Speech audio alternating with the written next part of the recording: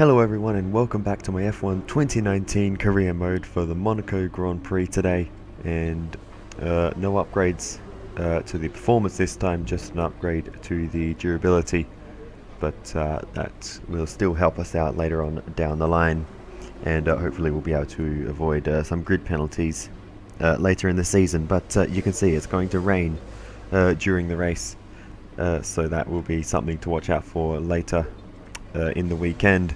But as for the performance of the car, as I just said, no upgrades for us. Some steady progress by the rest of the field. Williams have been chipping away and leading the sort of second pack as it is. Haas have also caught up to the leading pack of cars. So it'll be interesting to see how they go, but let's get into qualifying and see how everything goes. We're here at the magical Circuit de Monaco for one of the most challenging qualifying sessions on the Formula One calendar. Who can add their name to the illustrious list of Monte Carlo pole sitters here today?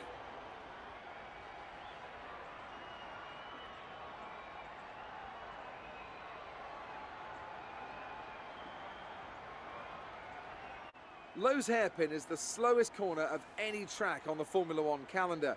It's taken at just 48 kilometers an hour, but provides a stunning view on the first lap as the entire grid bunches up and tiptoes through the corner, hoping not to leave any carbon fibre parts behind. This is such a tight bend that a special steering rack is used just to get around this very corner, as the cars would not normally be able to make the turn. There is the possibility of overtaking through Lows, but more often than not, you'll end up damaging your car. I was looking at some highlights of previous races here, and the one thing that really stood out to me was the run down to turn one. It's not an easy one to navigate as everyone is scrapping to get into there first. We've seen in the past how tricky the first corner is. It's not an issue in practice and qualifying, but if you throw a lot of highly competitive drivers at it all at once, you've got an entirely different situation. The smarter drivers will be able to temper their approach and stay out of trouble, but it doesn't mean it's easy.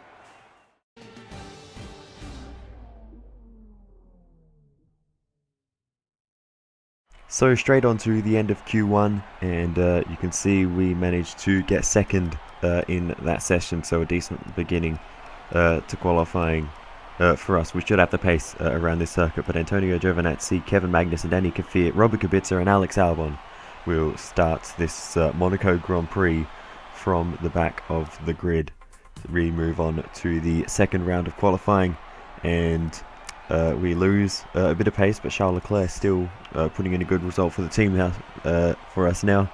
And it is George Russell in 11th, so really good qualifying by him. Daniel Ricciardo, Kimi Raikkonen knocked out, as well as Pierre Gasly and Lance Stroll. An awful qualifying for him, really, in that Mercedes car, down in 15th position.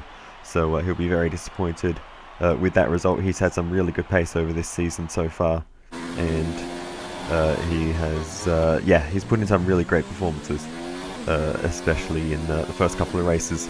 But we move on now to Q3 and our first lap. It is our first lap in this session, and this will just be a banker lap. We'll see what we can achieve and just try to get through the lap. Monaco has never been my strongest track, and I have turned down the AI difficulty a little bit for this round, and my driving did honestly get a lot better throughout the race. I think,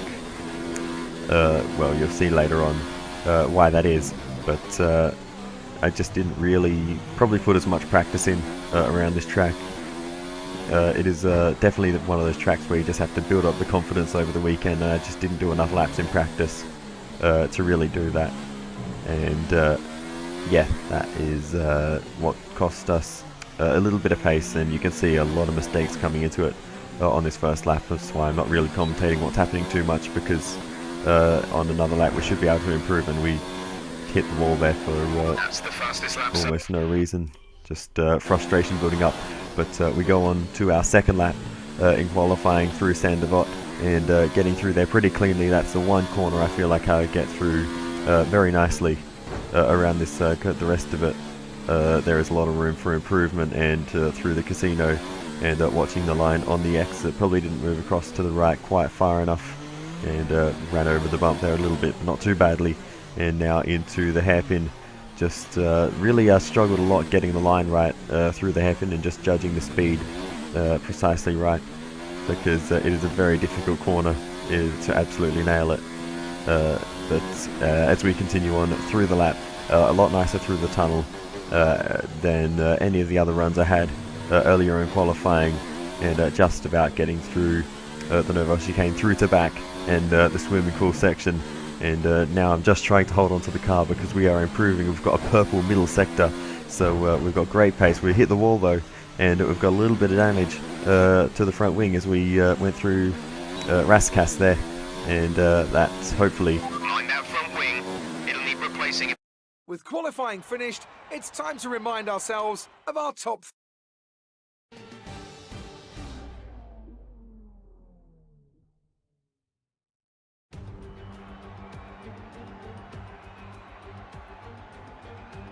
Motor racing has come a long way since the first Grand Prix of the early 20th century. We have faster cars, bigger circuits, highly trained drivers who've dedicated their lives to racing. But still, we return here. Still, it remains the most desired victory in Formula One. Still, we race the Monaco Grand Prix. We already see the lowest average speeds of the season here at the Circuit de Monaco, and they'll be even lower in the difficult conditions today. 19 corners make up this famous 2-mile track, and with the rain, it'll be even harder than usual to get that critical heat into the tyres. Don't be surprised if we see a safety car at some point during the Grand Prix. And it's an absolute pleasure to be joined once again by Anthony Davidson. Let's start proceedings by talking about Lucas Weber. As ever, the threat of unreliability is never far away, and indeed they'll be starting out of position today due to a power unit component change. So it's going to be a difficult task to move forward from there. But on the bright side, at least those fresh components can help them maintain the power they need to come through the pack. I expect to see them take a more aggressive approach today to make up for the compromised start. It's time to take a look at our starting grid for today's race. The scientist lines up on pole position, and it's Charles Leclerc in P2. As we continue through the rest of the grid today, we have Vettel, Perez, Max Verstappen and Butler, Norris, Bottas, Hamilton and George Russell, Ricciardo, Raikkonen, Pierre Gasly and Stroll, Giovinazzi, Magnussen, Lucas Weber and Daniel Kvyat. Kubica and Alexander Albon picks up the last spot on the grid. And with preparations almost complete, let's head down to the track.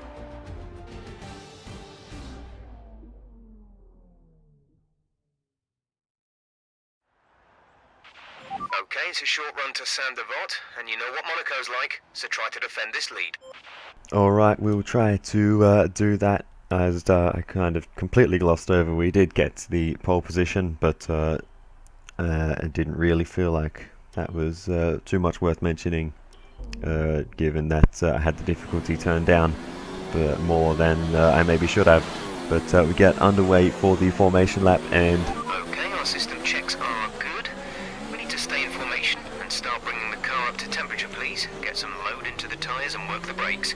We want them nice and warm by the end of the lap. as you can see, the rain is coming down. We're on the intermediate tyres, and we need to get them up to temperature to try to get the best start we can. It's a short run to the first corner, so we'll need a decent start to try to maintain our position ahead of our teammate, who will be starting from second position. Obviously we need the pit priority for when we make the change to slick tyres later on in the race, whenever that will be, and that will be an interesting phase of the race to see what plays out, what tyres people go on to make it to the end of the race. And if we put on the hard tyres at that point, we may be able to get there with one less pit stop, and that will be my plan. But it depends at what point in the race that changeover is made. If we go halfway through the race on the intermediate tyres, there's no point in trying that. But we'll see how that goes as we almost bottle it on the formation lap as we go through the Nouvelle Chicane. But yeah, this is just a good chance to see what the grip's like, and I can tell you it is very understeery in these wet conditions. There is no grip at all. So it will be a very difficult first few laps. But as I briefly mentioned, lucky there's no damage on the formation lap. We just wiped the wall there. But yeah, you can see we get away with that. Very, very lucky that it is raining, because this gave me a good chance to get up to speed with the track in effectively a sort of slower and more controllable environment. So I think this rain at the start is actually really helpful. The rest of the grid is forming up. Be patient and watch for the lights. For our pace later on in the race, because when it dried up, my pace was a lot better than what it was in qualifying, or I should say my consistency was a lot better. So that is something to look forward to later on in this one. But we now get ready for the start of this race as we go to 5 red lights. And it's lights out and away we go for the Monaco Grand Prix, and it's a decent enough start, about the same as the cars behind. So we're going to lead the way into the first corner and control the car, and we will exit the first corner in first position ahead of our teammate Charles Leclerc, who has maintained second place ahead of the Ferrari of Sebastian Vettel.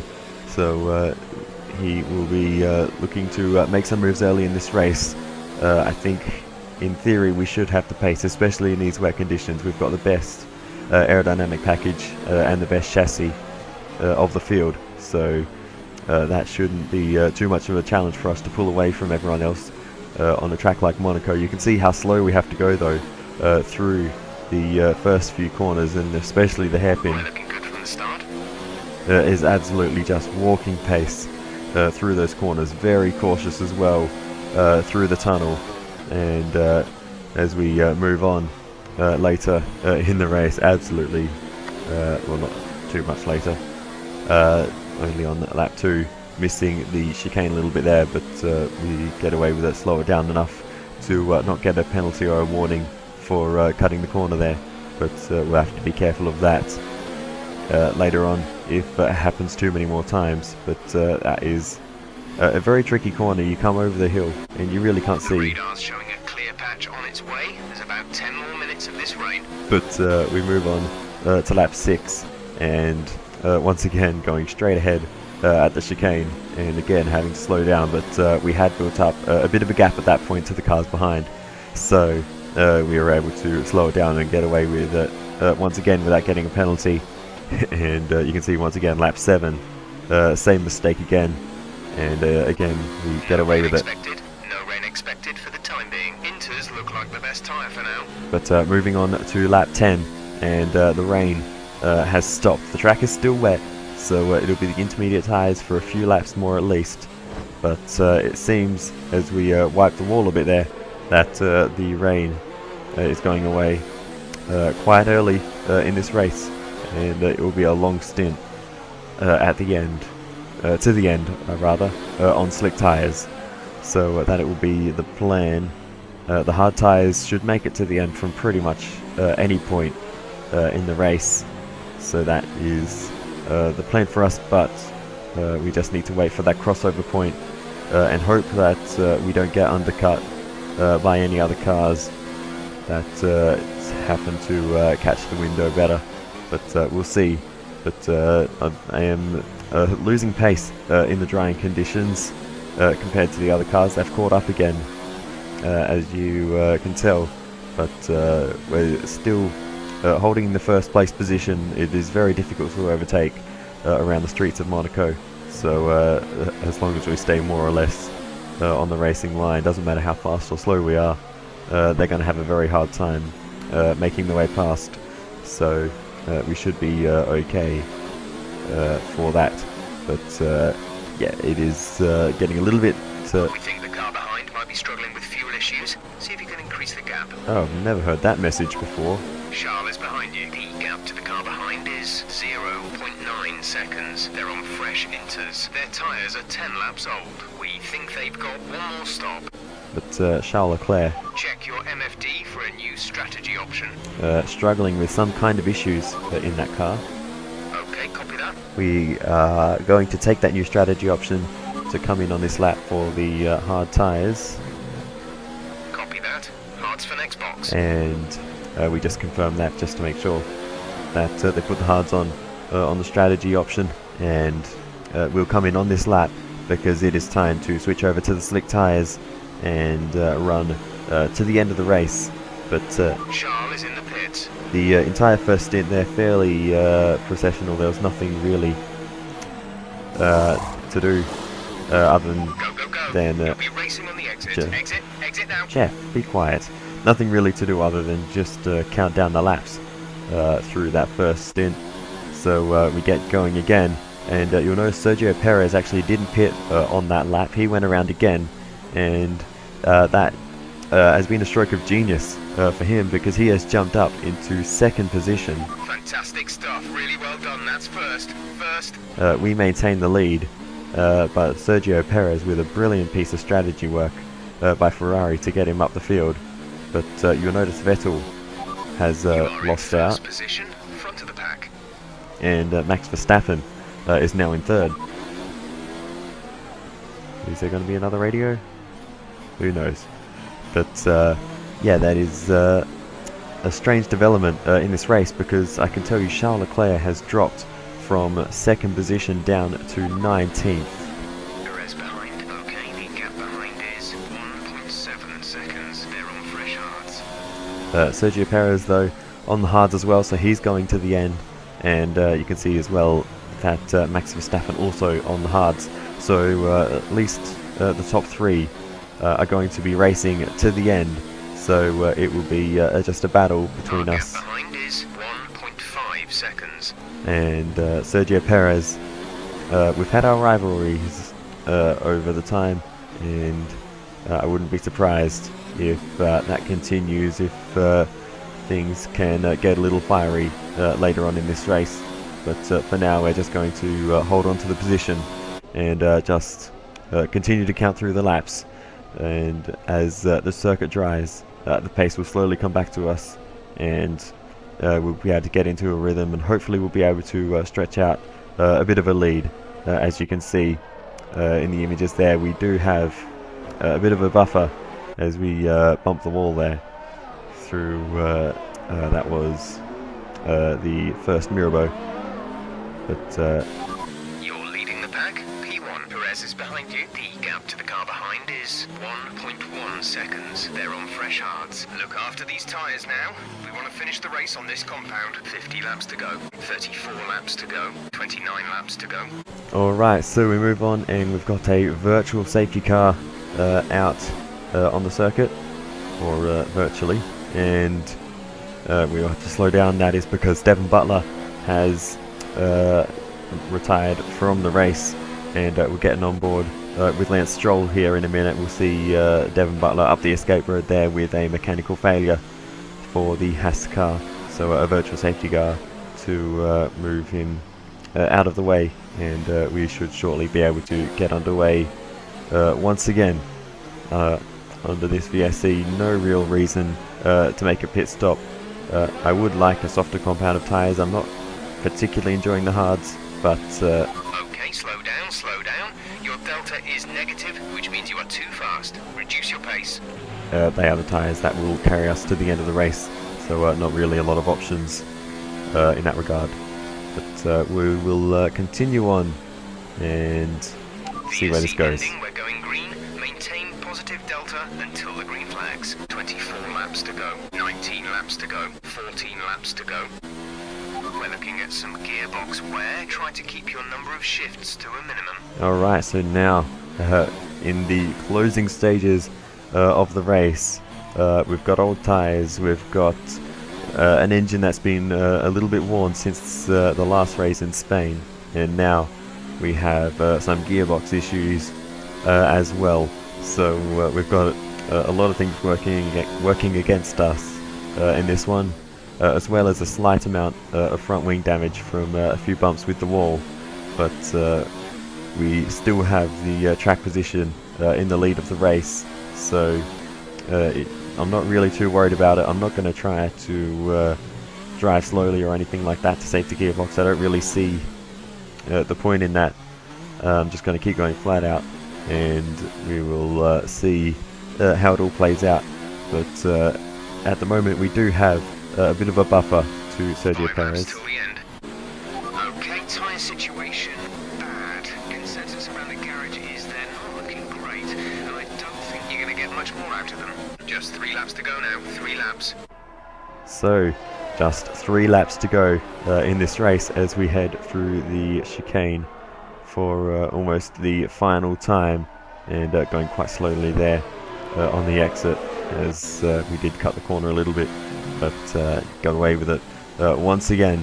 And now we are about to round the final few corners and start the final lap of this entire Grand Prix, and there really hasn't been a lot of action to show in this one. It's going to be quite a short video in comparison This is your final lap of the race. to some of the others, but that's not a bad thing.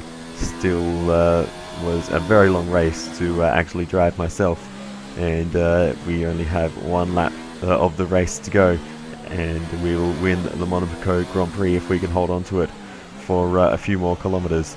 A very short layout, but still very easy to make a mistake, as we have done just there, just scraping the front wing against the wall on the entry to the Lowe's hairpin, and slightly more damage to contend with for us. There's only 1 lap of fuel remaining. Fuel not an issue, so that was actually an issue at one point. We did have to save a little bit, very cautious through the tunnel as we wiped the wall again on the exit. I was starting to lose focus.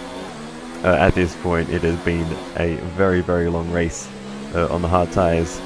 No pit stops really for a long time to break it up. It's just been just driving and driving as we have to save the car from a bit of a slide there, but we are almost there, and around the final corner we come, accelerating out of Anthony Nodes and across the line to win the Monaco Grand Prix. Absolutely fantastic. It's a brilliant result. Well done.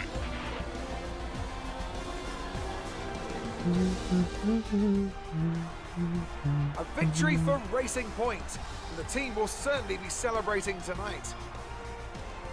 What do you think it was, Ant, that gave them the edge over the competition today? Well, time management probably played quite a large role in the outcome of this one. As ever, it's not just about speed, it's all about maintaining that speed consistently over a stint, over a race distance. So being able to keep up the lap times while still being smooth on the controls and gentle on the tyres, that's really where the race was won today. The Racing Point team will be very happy with today's performance and the final result. Another display of excellent driving and excellent teamwork, and a well-deserved first-place finish. So there you have it. It is another race win in the books for this season, and that was, I'll be honest, a pretty easy one. I probably could have had the AI difficulty turned up a little bit more, but Sergio Perez, a great strategy to get into second, and Max Verstappen up on the podium in third. And now let's take a look at the driver's standings. The scientist increases their championship lead. Now let's discuss, Ant, who would you say is a contender for driver of the day? I think it's got to be Lucas Weber. Time and time again, he proves that he's someone who can quietly get the job done, and that's exactly what he's done today. It's time to see how things are shaping up in the Constructors' Championship. It was a tough race for our championship leaders who lose ground at the top of the table. Another team that excelled today was Williams, who make further progress up the table. Well, that was certainly an incredible weekend of racing.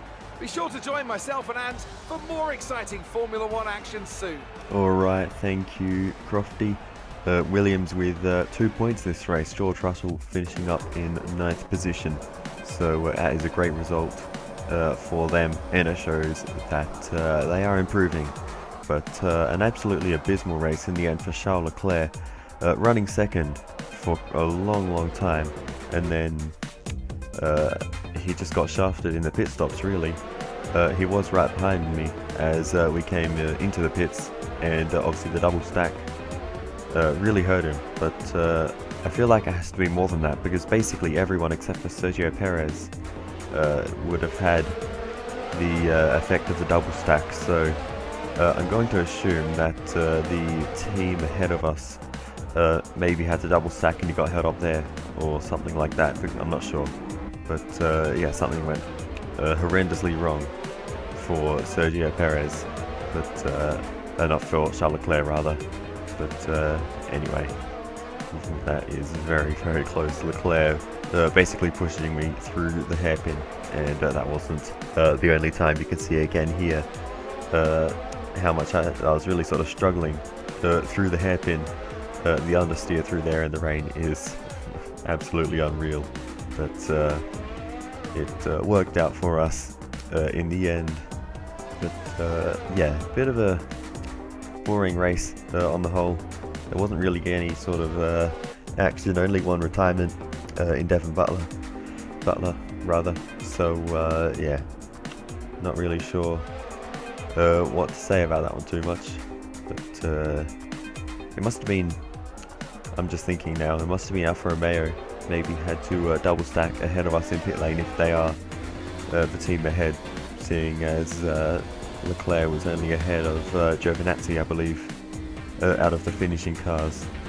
So that is the theory I'm running with, but yeah, I'm not sure if that is the case. I don't know the pit lane order well enough, but it was a decent race, and it does make it 3 wins from 6 races for us. Look at the gap to 4th place is unreal as well. We really stretched away. Great work out there today. Let's have your thoughts. Would you say that your rival is still on your level? I think he is very much on my level. He just got absolutely shafted in this one with the strategy not working out. Do you think you were lucky not to end your race with that crash?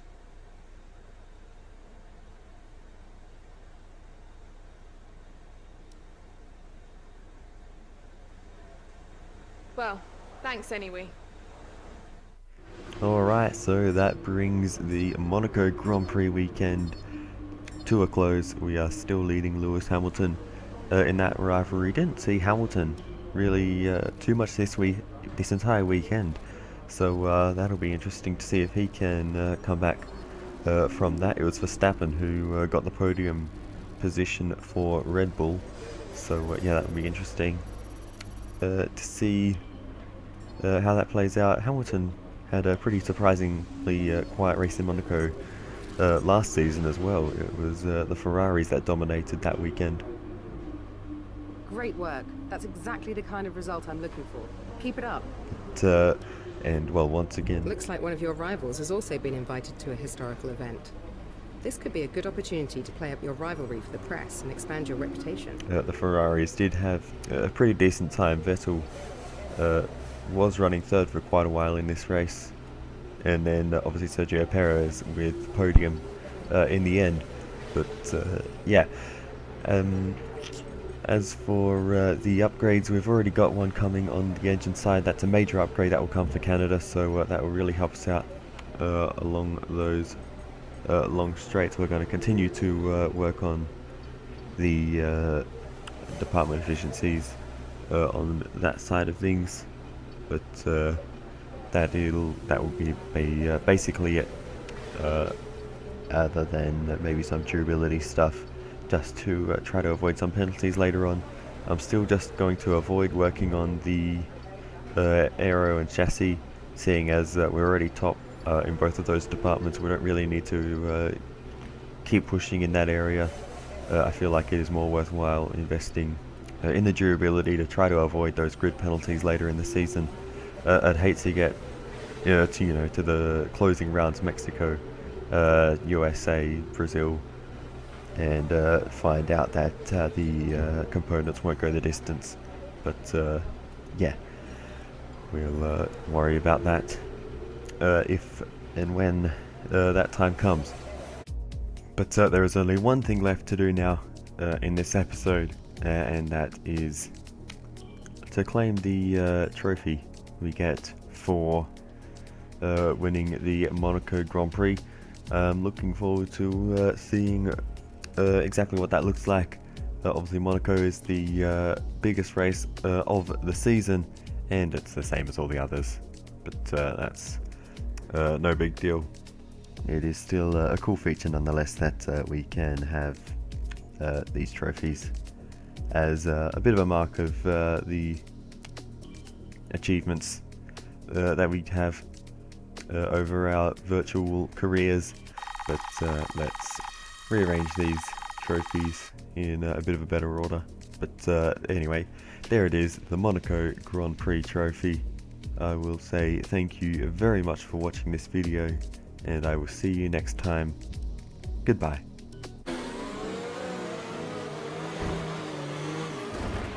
Okay, box, box, box. We're adjusting the strategy. Come in.